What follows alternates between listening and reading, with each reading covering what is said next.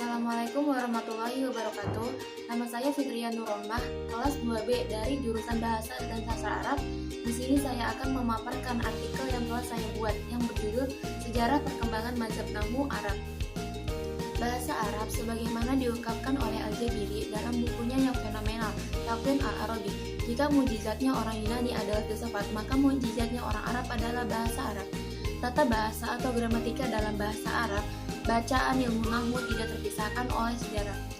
Tercatat dalam sejarah keilmuan tradisional Islam, nahwu merupakan salah satu pengetahuan yang telah mengalami perkembangan yang sangat pesat. Bahkan, cabang yang satu ini tingkat kemajuannya dapat disejarkan dengan misalnya disiplin fikih dan kalam. Ketiga disiplin ilmu tersebut dapat dikategorikan keilmuan tradisional Islam, termasuk sebagai secara harfiah berarti pengetahuan yang telah matang dan terbakar atau gosong. Artinya, bahwa ketiga pengetahuan tersebut telah mengalami tingkat kesempurnaan sebagai sebuah disiplin pengetahuan.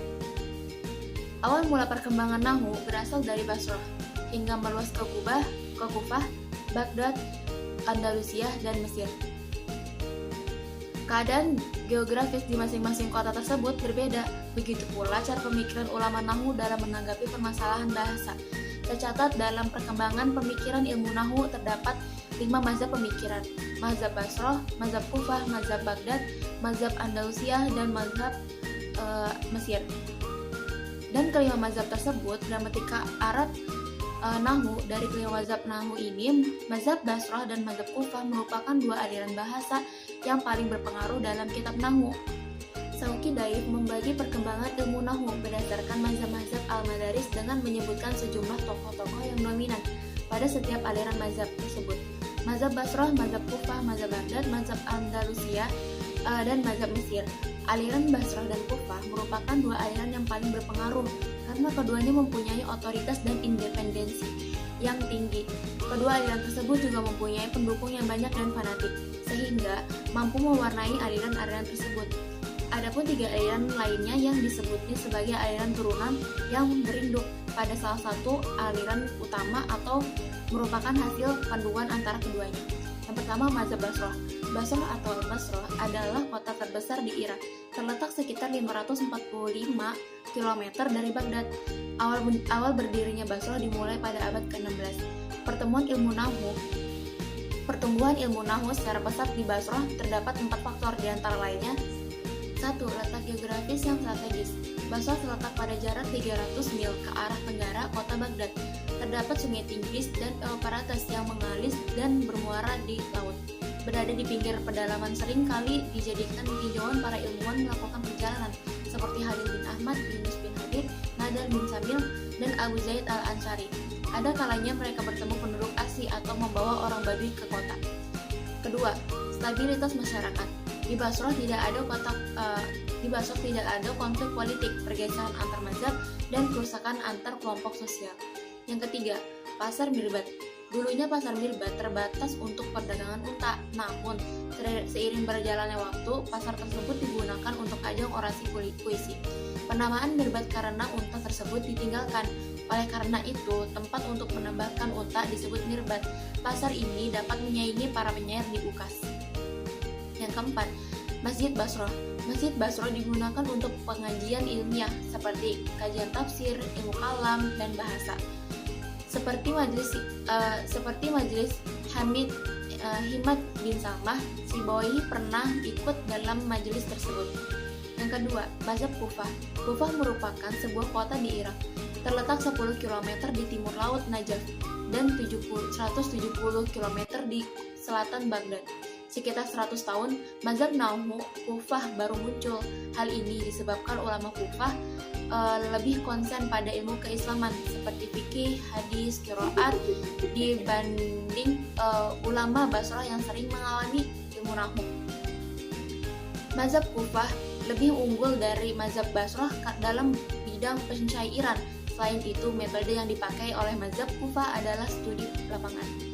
Artinya, para ulama nahwu Kufah memperhatikan kalam Arab yang sehari-hari mereka gunakan.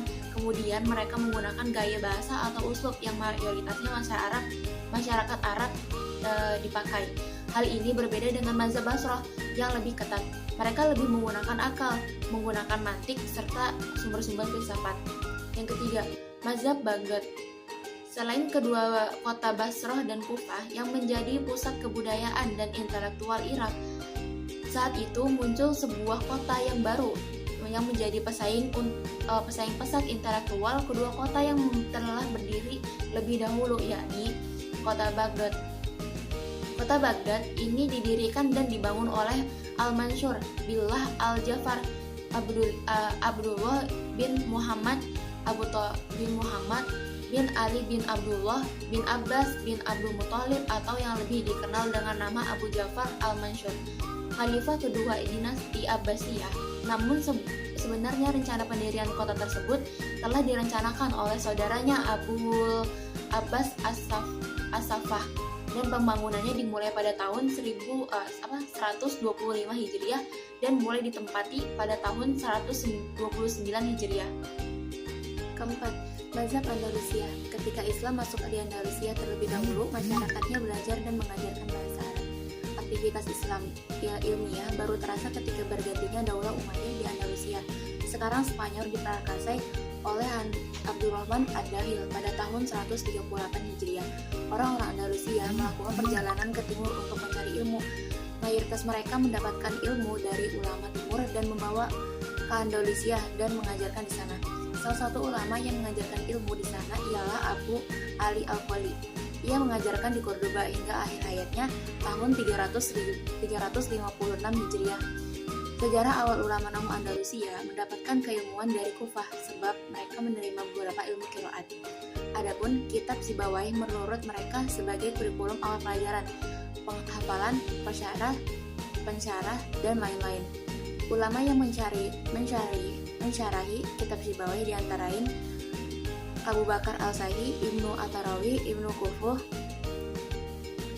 Ibnu Al-Bas, Ibnu Al-Da'i, dan lain-lain. Berdirinya Bani Umayyah di Andalusia pada tahun 138 Hijriah sampai 422 Hijriah melahirkan sastrawan-sastrawan terkenal. Mereka mendirikan perkumpulan pemuda yang berpusat di Cordoba dan ibu kota lainnya di Andalusia.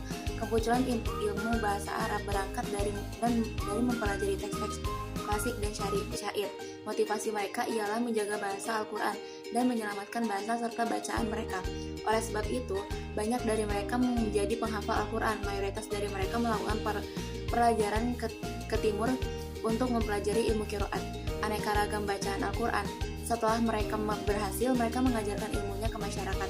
Tidak heran jika banyak ditemukan ulama dari kota Baghdad yang sekaligus sastrawan dan banyak menuliskan karyanya dalam hal ilmu qiraat. Salah satunya ialah Abu Musa Al-Hawari. Ulama Nahwu yang pertama ialah Jaudi bin Usman Al-Maururi. Ia melakukan penggambaran ke timur dan belajar ilmu Nahwu kepada Al-Kisai dan Al-Farah. Selain itu, ia juga orang pertama yang memperkenalkan karya-karya Nahwu mazhab Kufah di Andalusia, dan sekaligus juga ilmuwan negara tersebut yang menyusun buku tentang Nahwu. Ia mengajar ilmu Nahwu hingga wafat pada tahun 198 Hijriah. Baru setelahnya muncul tokoh-tokoh lain seperti Abu Abdullah Muhammad bin Abdullah.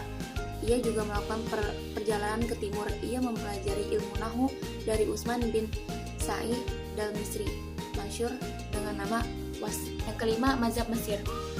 Al-Walad bin Muhammad Al-Tamimi Al-Basari, terkenal dengan sebutan Al-Walad. Ia adalah ulama yang pertama kali mengajarkan Nahwu di Mesir. Sebelumnya ia melakukan perjalanan ke Irak dan belajar ke Khalil bin Ahmad. Sekembalinya dari Irak, ia mendapatkan ilmu sekaligus mengajarkan kitab-kitab bahasa Arab karangan Al-Khalil.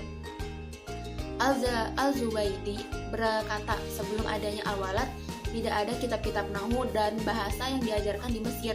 Selanjutnya muncul Abu Hasan Al-Azzaz. Ia adalah murid Al-Kisai.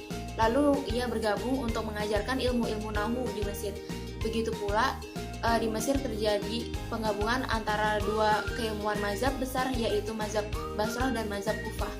Jadi kesimpulan dari makalah ini, perkembangan dan pemikiran nahwu yang dipelopori oleh mazhab Basrah, selanjutnya mazhab Kufah telah memberikan sumbangsih yang sangat besar bagi perkembangan ilmu nahwu selanjutnya. Penulis mengibaratkan mazhab Basrah adalah ibu, mazhab Kufah adalah bapaknya, sebagian anak-anaknya itu mazhab Baghdad, Andalusia, dan mazhab Mesir.